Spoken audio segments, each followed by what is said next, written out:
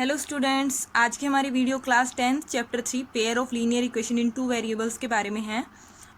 आपको चैप्टर के नाम से ही पता लग रहा होगा, pairs of linear equation in two variables, यानी कि हमें पेयर लेने हैं लीनियर इक्वेशंस के पेयर लेने हैं और वो लीनियर इक्वेशंस होनी चाहिए टू वेरिएबल्स में। प्रीवियस चैप्टर में पॉलिनोमियल में आपने पॉलिनोमियल पढ़ा था। पॉलिनोमियल से इक्वेशन बन जाती है। इक्वेशन क्या होती है? When polynomial equates with zero, जब भी हम पॉलिनोमियल को ज़ीरो से इक्वेट कर देते हैं, ज़ीरो को इक्वल पुट कर देते हैं, तो वो पॉलिनोमियल आपकी इक्वेशन बन जाती है। What is the general form of the equation? An equation which can be put in the form of ax plus by plus c is equal to zero. ये जो है आपकी ये इक्वेशन जो है वो टू वेरिएबल में है, लीनियर इक्वेशन है, और क्वेश्चंस करते टाइम हमें इसका पेयर लेना है। So this is your two variable, x and y are two variable and a b c are constant. So see where a b c are real numbers, a b c की value real numbers होगी, and a and b can not be zero both together. और a और b दोनों एक साथ zero नहीं हो सकते, बिकॉज अगर ये दोनों ज़ीरो हो गए तो हमारे x y भी डिमिनिश हो जाएंगे, ज़ीरो हो जाएंगे, एंड प्लस सी, ओनली सी बचेगा, तो ये आपकी इक्वेशन ख़त्म हो जाएगी, इक्वेशन नहीं बचेगी। So A and B can't be zero at the same time. This type of equation is called linear equation. इस टाइप की इक्वेशन हमारी लीनियर इक्वेशन और टू वेरिएबल में है। The two variables are X and Y. So ये था हमारा linear equation in two variable, और इन इक्वेशंस को जब हम जीरो से इक्वेट कर देते हैं तो ये पॉलिनोमियल से इक्वेशन बन जाती है। Now see the example, 2x plus 3y is equal to 5, x minus 2y is equal to 3। तो ये आपके टू इक्वेशंस के एग्जाम्पल हो गए। a b c are 2 3 and 5, ये आपके रियल नंबर्स है। x और y टू वेरिएबल्स है।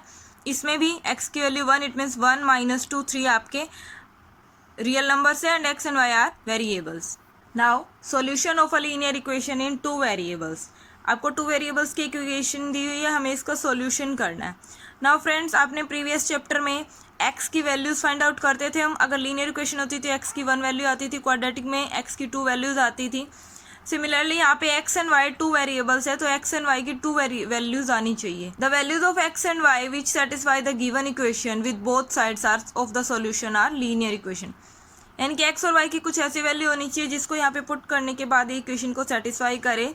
Both side should be equal. For example ले लेते हैं हम, at x is equal to 1 and y is equal to 1, x और y की 1 1 वैल्यू पर क्या रहेगा?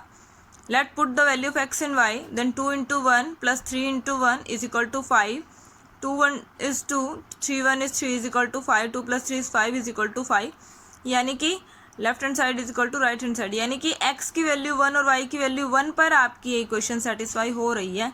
इट मीन्स 1 एंड 1 जो पॉइंट्स है, these are the solution of the given equation. Now geometrical representation of linear equation. Linear equation का geometrical representation कैसे रहेगा, क्या रहेगा? So see, a linear equation in two variable can be represented as a straight line. जो linear equation होती है two variables में, उनको हम स्ट्रेट लाइन से रिप्रेजेंट करते हैं ऑन द ग्राफ, ज्योमेट्रिकल जिसकी रिप्रेजेंटेशन होगी। If we have two linear equation, pair of linear equation, then we will get two straight line on graph. अगर हमारे पास टू लीनियर इक्वेशन होगी तो हम टू स्ट्रेट लाइन गेट करेंगे, one equation होगी तो वन स्ट्रेट लाइन गेट करेंगे। These are the graphical solution of the linear equation. Now possibility of two straight line. Two straight line की क्या क्या पॉसिबिलिटीज होंगी? अगर टू लीनियर इक्वेशन होंगी तो टू स्ट्रेट लाइन हमें मिलेंगे, और टू स्ट्रेट लाइन्स की पॉसिबिलिटीज हमारे पास 3 टाइप्स की होती है। See, first one is the lines intersect at one point, कि दोनों लाइन एक दूसरे को वन पॉइंट पे इस टाइप से इंटरसेक्ट करे, तो दे इंटरसेक्टेड, वो इंटरसेक्ट करेंगी, और इस जिस पॉइंट पे वो इंटरसेक्ट करेगी that is the point of intersection, और उसके लिए यूनिक सॉल्यूशन रहेगा। बिकॉज एक ही पॉइंट पे कट करिए, this is the common point, तो इनका एक सिंगल सॉल्यूशन रहेगा। Unique means only they have one solution. Second one is if the two lines will not intersect. अगर टू लाइन्स इंटरसेक्ट ना करे तो वो पैरेलल रहेंगी, they are parallel lines, because वो इंटरसेक्ट ही नहीं कर रही है तो एक दूसरे के पैरेलल चलती रहेंगी। और अगर वो पैरेलल चल रही है, किसी पॉइंट पे कट नहीं कर रही है, तो there is no solution, because जहाँ पे पॉइंट ऑफ इंटरसेक्शन होता है वहीं सॉल्यूशंस होते हैं। The third point is the two lines will be coincident. It means line पर लाइन आना, first line is this and second line is this, तो आपकी लाइन और दूसरी लाइन, पहली लाइन और दूसरी लाइन दोनों कोइंसाइड कर रही है हर एक पॉइंट पे, कोइंसाइड कर रही है, जितने भी पॉइंट्स हैं इन सब पे वो मीट कर रही है, तो it means there are so many solution and they are coincident line. इनको हम कोइंसिडेंट लाइन बोलेंगे और इन लाइंस के बहुत सारे सॉल्यूशंस होते हैं। तो ये 3 टाइप्स की लाइन आपको मिल सकती है और इन 3 टाइप्स की लाइन पे बेस्ड आप उनके सॉल्यूशन चेक कर सकते हैं। Now turn to the exercise 3.1। The first question is Aftab tell his daughter 7 years ago I was 7 times as old as you were then. Also 3 years from now I shall be 3 times as old as you will be. Represent the situation algebraically and geometrically. Aftab अपनी बेटी से कहता है कि 7 साल पहले, 7 years ago 7 साल पहले मैं तुम्हारी एज का 7 गुना था। यानी कि 7 साल पहले जो उसकी डॉटर की एज थी, अगर उसको हम 7 गुना कर दे तो वो आफ्ताब की एज थी। एंड 3 years from now, और आज से 3 साल बाद, in the case of future, I shall be 3 times, यानी कि मैं तुम्हारी एज का 3 गुना रहूँगा। यानी कि उसकी डॉटर की जो एज होगी उसको 3 times कर देंगे तो वो आफ्ताब की एज के इक्वल होगा। इस सिचुएशन को हमें एल्जेब्रिकली और ज्योमेट्रिकली रिप्रेजेंट करना है। It means firstly we will make its equation, then find its solution and then represent on the graph. Question दिया हो तो हमें सबसे पहले प्रेजेंट एज लेनी होती है, उसके बाद उसकी 7 year की एगो की कंडीशन ले लेंगे एंड 3 year लेटर की कंडीशन ले लेंगे। So let start. लेट कर लेते हैं जो प्रेजेंट एज है, present age of Aftab x and present age of daughter y, ये हम मान लेते हैं। नाउ उन्होंने 2 कंडीशन दी है, 7 year एगो की एंड 3 year लेटर की। सो सी, पहले हम फर्स्ट कंडीशन लगाते हैं 7 year एगो। 7 year एगो एज होगी आफ्ताब की, वो क्या होगी फ्रेंड्स, आप अपना कंसिडर कीजिए। अगर आज आपकी एज 14 year है तो 7 year एगो आपकी एज कितनी रही होगी, दैट विल बी 7, यानी कि इस 14 में से आप 7 माइनस कर दो तो वो 7 year एज एगो आपकी एज रही होगी। सो x माइनस 7, माइनस करने से प्रीवियस एज आती है, बिकॉज पहले की एज देखने के लिए हमें सब्ट्रैक्ट करना पड़ता है। सिमिलरली एज ऑफ डॉटर जो होगी वो कितनी हो जाएगी, y minus 7। Now see the situation, उसने कहा है 7 year एगो उसकी एज उसकी बेटी की एज का 7 मल्टीपल था। इट मीन्स उसकी एज कितनी है आफ्ताब की, x माइनस 7, और उसकी बेटी की एज है y माइनस 7, और उसकी बेटी की एज को अगर 7 मल्टीपल कर दे तो आफ्ताब की एज थी। Then solve it, x minus 7, 7y minus 7, x minus 7 minus 7y plus 7 is equal to 0। x minus 7y, sorry 49 will come here, 7 7 is 49. So minus 7 plus 49 is plus 42 is equal to 0.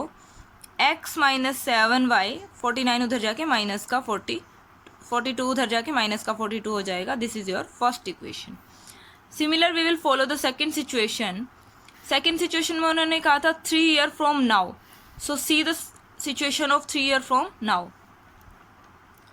3 year from now means later, future की बात कर रहा है, so that is letter.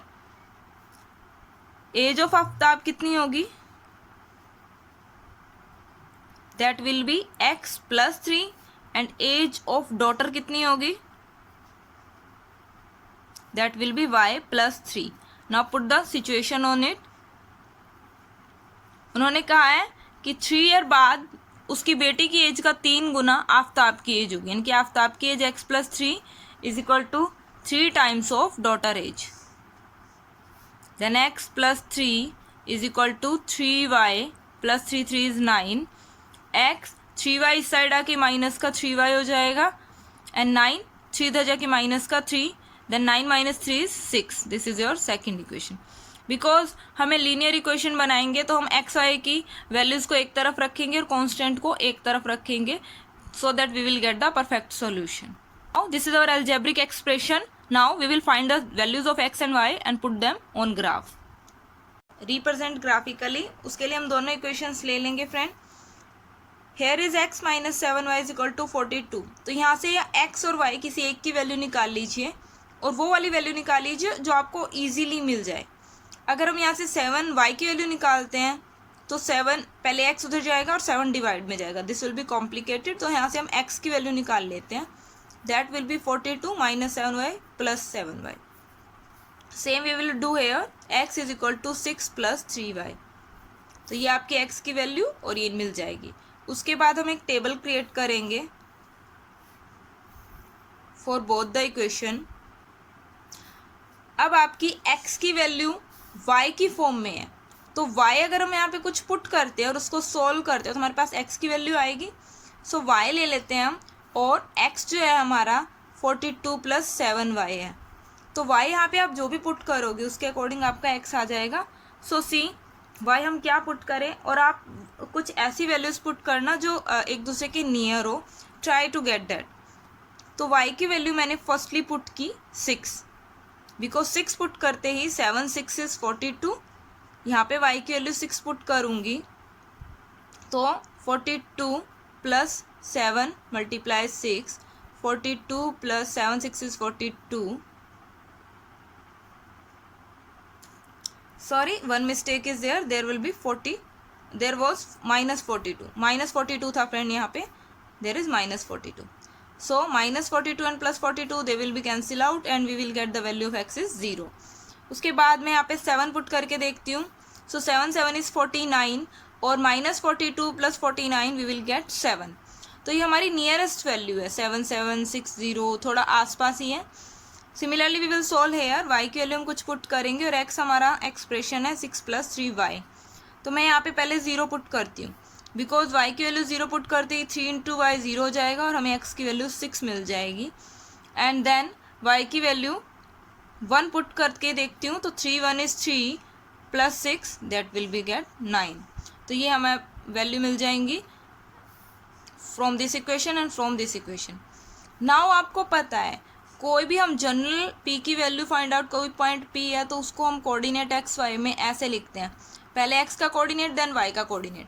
तो यहाँ से p1 और p2 दो पॉइंट हमें मिलेंगे। p1 फर्स्ट पॉइंट जो होगा हमारा ये होगा, और इसमें पहले हम x लिखेंगे देन y लिखेंगे, तो x की वैल्यू हमारी 0 है, देन y की वैल्यू लिखेंगे तो 0 के कोरस्पॉन्डेंस हमारी y की वैल्यू थी 6। सिमिलरली हम सेकेंड पॉइंट लिखेंगे, x की वैल्यू हमारी 7 है और 7 के कोरस्पॉन्डेंस हमारी y की वैल्यू थी 7। सिमिलरली हम यहाँ से भी p1 और p2 पॉइंट लेंगे from this equation. You can take it p3 p4 और p1 p2 same, you can take it p3 p4। So x की वैल्यू 6 होगी, उसके कोरस्पॉन्डेंस y की वैल्यू 0 होगी, और x की वैल्यू 9 होगी, उसके कोरस्पॉन्डेंस y की वैल्यू 1 होगी। तो ये आपको पॉइंट्स मिल गए हैं। Now plot them on the graph. So ये है हमारा ग्राफ पेपर जिस पे हम वैल्यूज़ निकालेंगे। You see from the table कि आपकी x और y की वैल्यू 6 7 6 1 9 0, यानी कि मैक्सिमम वैल्यू आपकी x की 9 पहुंची है और मैक्सिमम वैल्यू आपकी 6 की y की 7 पहुंची है। बट हम 9 7 इसके आसपास वैल्यूज़ ले लेते हैं। So this is our graph. ये मैंने एक x एक्सिस ड्रॉ की है, this is your x axis and this is your y axis and this is your negative y axis and this is your negative x axis। But इनका यहाँ पे कोई काम नहीं है बिकॉज हमारे पास कोई भी नेगेटिव वैल्यूज़ नहीं आई है। सो मेन थिंग इज़ कि आपकी x और y की वैल्यूज़ यहाँ पे होनी चाहिए। तो x की वैल्यू हमारी मैक्सिमम 11 तक हमने ग्राफ पर ले रखी है, y की वैल्यू 10 तक। तो जितनी आपकी टेबल में वैल्यूज़ आई हो मैक्सिमम देख लेना x और y की कितनी, आप ग्राफ पर उतनी ही डाल लेना। So check the first table. First table पर हमारे फर्स्ट पॉइंट है 0 6 एंड सेकेंड 7 7।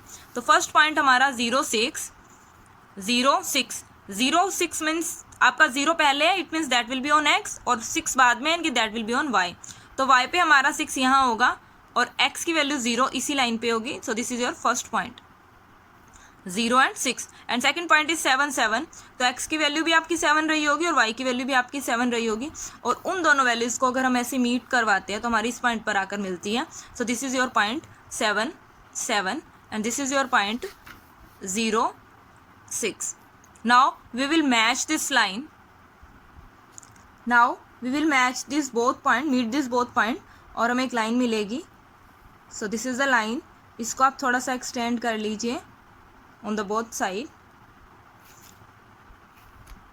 सो ये जो आपकी लाइन मिली है वो किस इक्वेशन के थ्रू मिली है, that is x minus 7y is equal to minus 42। तो आप इस पर मैंशन भी कर देंगे x minus 7y is equal to minus 42, तो ये आपकी हो जाएगी फर्स्ट इक्वेशन पे डिपेंडेंट लाइन। सिमिलरली हम सेकेंड लाइन देखेंगे। तो point for second equation is 60 means x की वैल्यू 6 एंड y की वैल्यू 0। सो x की वैल्यू 6 एंड y की वैल्यू 0 कहाँ होगी, x की value 6 on x axis this and y की वैल्यू 0, यहाँ पे आपका y नहीं है, इट मीन्स y यहाँ पे 0 ही रहेगा। सो this is your first point. And the second point is 9 and 1, x की वैल्यू 9 एंड y की वैल्यू 1। सो x की वैल्यू 9 कहाँ होगी, यहाँ होगी, और y की वैल्यू 1 कहाँ होगी, यहाँ होगी। सो 9 एंड 1 को मैं मीट कराऊंगी तो इस पॉइंट पर जाकर मिलेंगे। So this is your second point. Now we will draw the line correspondence to this point. So draw the line. So this is your second line, and this is the correspondence to the equation x minus 3y is equal to 6. So this is x minus 3y is equal to 6, correspondence to second equation. So ये है आपका graphical representation of the two equations. अगर आपको need पड़े कि आपको check करना हो कि इन लाइन्स का सॉल्यूशन क्या होगा, तो इन इक्वेशंस का सॉल्यूशन क्या होगा, तो हम इन दोनों लाइन्स को आगे तक ड्रा करके ये चेक करेंगे they will cut on any point और दे आर पैरेलल और दे आर कोइंसाइड। तो कोइंसिडेंट तो है नहीं, एक दोनों एक लाइन पे होते तो होते कोइंसिडेंट, तो ये आपके पैरेलल हो सकते हैं, कट कर सकते हैं एक पॉइंट पे। अगर एक पॉइंट पे कट किए तो there will be unique solution, और अगर ये पैरेलल हुए तो there will be no solution. The question second is the coach of a cricket team buys 3 bats and 6 balls for rupees 3900. Later she buys another bat and 3 more balls of the same kind for rupees 1300. Represent this situation algebraically and graphically. Friends, from this question, this kind of question के अंदर हमारे पास दो things होती हैं। When you go to the market, जब भी आप मार्केट जाते हो, आप कोई सामान खरीदते हो, तो एक तरफ वो सामान होता है और दूसरी तरफ हमारे उसके प्राइजेस होते हैं। तो दो ही चीज़ें मेन मायने रखती है वहाँ पे। अगर आपने वो चीज़ 1 ली है, एक ही आपने पीस लिया है उस चीज़ का, जो भी आप सामान ले रहे हैं, तो उसके लिए जो प्राइस होगा वो फिक्स रहेगा। और उसके बाद अगर आप उन चीज़ को बढ़ा दे, आप उसके 2 पीसेस ले लीजिए तो आपका प्राइस डबल हो जाएगा, 5 ले लीजिए तो आपका प्राइस भी 5 टाइम्स हो जाएगा, 10 पीसेस ले लीजिए तो आपका प्राइस भी 10 टाइम्स हो जाएगा। Similar situation is given here कि एक क्रिकेट कोच ने टीम के लिए 3 बैट और 6 बॉल्स दी है। अब आपके पास दो चीज़ें होती हैं, या तो वो मैं नंबर ऑफ थिंग्स दे दूं जो आप परचेज कर रहे हो, या फिर उनके प्राइजेस दे दूं। तो यहाँ पे नंबर ऑफ थिंग्स दी गई है, बैट एंड बॉल गिवन है, प्राइस नहीं गिवन है, तो हम वो प्राइस लेट करेंगे, हमें एक चीज़ लेट करनी होगी। So price of 1 bat x ले लेते हैं और प्राइस ऑफ 1 बॉल हम वाई लेट कर लेते हैं। सो आपने कोच ने कितने बैट और कितने बॉल परचेज किए हैं, 3 बैट एंड 6 बॉल। तो जो आपका प्राइस है 3 बैट्स का, वो कितना हो जाएगा, 3 multiply x 3x, because 1 things की कॉस्ट को हम नंबर ऑफ थिंग्स से मल्टीप्लाई करते हैं, तो जितनी चीज़ें हमने खरीदी है उतनी की कॉस्ट आ जाती है। Price of 6 balls that will be 6 multiply y is equal to 6y। तो ये हो जाएंगे आपके 3 बैट की और 6 बॉल की कॉस्ट, और इन सब के लिए उसने 3900 रुपीज़ पे किए थे। तो जो आपका 3x और 6y की जो टोटल कॉस्ट जो आपकी पड़ी, ये आपने जो टोटल सामान खरीदा था, वो हमारा पड़ा ₹3900 का। सो this is your first equation. और एक आप देख के थोड़ा सिंप्लीफाई अगर हो सके तो वो कर लेना, बिकॉज 3 इज कॉमन है, 3 यहाँ पे सब जगह कॉमन है, तो आप 3 को थोड़ा कॉमन लेके इसको शॉर्ट भी कर सकते हैं। सो 3 अगर मैंने कॉमन लिया तो x प्लस 3, 6 से 3 कॉमन लूँगी तो देर विल बी 2y, और 39 को मैं 3 मल्टीप्लाई 1300 लिख सकती हूँ। So 3 will be cancel out on both side. So our equation is x plus 2y is equal to 3900। So this is our first equation. Next is उन्होंने 1 bat मोर खरीदा है और 3 बॉल्स ज़्यादा और खरीदे और उनके लिए 3900 रुपीज़ पे किए हैं। तो इनके लिए देखते हैं क्या होगा। 1 बैट मोर था तो cost of 1 bat is equal to only x, and cost of 3 more balls उसने खरीदी है तो दैट विल बी 3y, और इन सब की कॉस्ट उसने 3900 रुपीज़ पे की है। सो x प्लस 3y, इनका जो टोटल सम है वो उसने 1300 पे किया है। So this will be your second equation. So we get the both equations, now will solve them and find the solution. Now see geometrically हम दोनों इक्वेशंस ले लेते हैं और हम 2 टेबल क्रिएट करते हैं। सो फर्स्ट इज दिस अब यहाँ से मैंने आपको बताया था इजीली आप देख लेना, एक्स की वैल्यू इजीली निकल रही है, वाई की value easily you can get. तो यहाँ से हम एक्स की वैल्यू इजीली निकाल सकते हैं। तो एक्स की वैल्यू क्या होगी 1300 माइनस 2y, और यहाँ से भी हमारे पास एक्स की वैल्यू हो जाएगी 1300 माइनस 3y। तो y जो है हम पुट कर लेते हैं कुछ ना कुछ और देखते हैं कि x की वैल्यू क्या आती है। सो फर्स्टली अब ये हंड्रेड्स के केस में है तो हम वैल्यूज़ भी हंड्रेड्स के केस में पुट करेंगे ताकि हमें एक यूनिक और पास मतलब एक अच्छा सॉल्यूशन मिल जाए। So firstly I am putting y की वैल्यू 500। सो यहाँ पे अगर मैं y की जगह 500 पुट करूँगी तो 2 × 500 इज 1000 और 1300 minus 1000 will be 300। Now next में मैं 600 पुट कर लेती हूँ। 600 पुट करने के बाद 600 × 2 इज 1200, 13 माइनस 12 इज 100। तो आप नियरेस्ट कोई भी सॉल्यूशन ले सकते हैं, आपका ग्राफ सेम ही आएगा दोनों सॉल्यूशंस में किसी भी टाइप का। ये वैल्यूज़ आप कुछ भी पुट कर सकते हैं, आपका ग्राफ सेम आएगा। बट ये आपके लिए ज़्यादा इजी रहेगा अगर आप वैल्यू नियरेस्ट लेते हैं तो, बिकॉज ग्राफ जो है वो आपको आराम से और आसानी से आप उसको प्लॉट कर सकोगे। फ्रॉम हेयर मैं y की वैल्यू 400 पुट कर लेती हूँ। अगर यहाँ 400 करूँगी तो 3 × 4 इज 12, वी विल गेट 100। और अगर मैं 300 पुट करूँगी तो 3 3 इज 900, 13 माइनस 9 इज 400। तो ये हमें पॉइंट्स मिल गए हैं। नाउ यू नो कि हम किसी पॉइंट P को x और y के फॉर्म में पुट करते हैं। सो यहाँ से हमारा फर्स्ट पॉइंट हो जाएगा, x पहले आएगा, this is our first point, this is our second point. तो इसमें x पहले आएगा 300 देन 500, एंड सेकंड पॉइंट के केस में भी यही होगा, x पहले आएगा 100 देन 600। सिमिलरली आपके यहाँ से भी 3 point 100 then 400 and the point 4 is 400 and 300। तो ये आपका ग्राफ, ये आपके पॉइंट मिल जाएंगे जिसको ग्राफ पे प्लॉट करके आप इसको ग्राफिकली शो कर सकते हैं। सो ये आप ट्राई कीजिएगा ग्राफ पे खुद, और जब आप ग्राफ पे x और y की वैल्यूज़ लो तो आप उन x और y की वैल्यूज़ को 100 की सीरीज़ में लेना, that on the x axis 100, 200, 300, 400 ये पॉइंट्स लेना, और similar on the y axis. So you will get the easily solution. Question number 3 is the cost of 2 kg apple and 1 kg grapes on a day was found to be rupees 160. इनकी 2 kg Apple और 1 kg grapes लिए गए, उनकी total cost 160 दी गई थी एक दिन। After a 1 month, एक महीने बाद, the cost of 4 kg Apple and 2 kg grapes is rupees 300। एक महीने बाद उन्होंने इतनी कॉस्ट पे की थी 4 kg apples and 2 kg grapes की। Represent the situation algebraically and graphically. Friend ये क्वेश्चन सेम प्रीवियस क्वेश्चन जैसा है, बट उसमें आपको number of bats and balls given थे और आपने उनकी जो वन थिंग की जो कॉस्ट थी वो आपने लेट की थी। अब यहाँ पे आपको टोटल कॉस्ट गिवन है और आपको कॉस्ट जो लेट करनी है वो दोनों की इंडिविजुअली करनी है, यानी कि 2 kg और 1 kg 3 kg एप्पल और ग्रेप्स की एक साथ कॉस्ट गिवन है, तो आपको इन दोनों की अलग अलग कॉस्ट लेट करनी है। सो हमने लेट कर ली है 1 kg एप्पल की कॉस्ट एंड 1 kg ग्रेप्स की कॉस्ट। नाउ उसने 2 kg एप्पल लिए थे, it means 2 × x, 2 kg Apple लिए थे और 1 kg ग्रेप्स लिए थे, इट मीन्स 1 × y। और इनकी जो टोटल कॉस्ट उसने पे की थी that is 160 rupees, it means 2x + y is equal to 160. There will be first equation, this will be first equation. Similarly the second equation will be 4 kg apple and 2 kg grapes, 4 kg apple and 2 kg grapes जो है उसने 300 rupees के लिए थे। This is a second equation.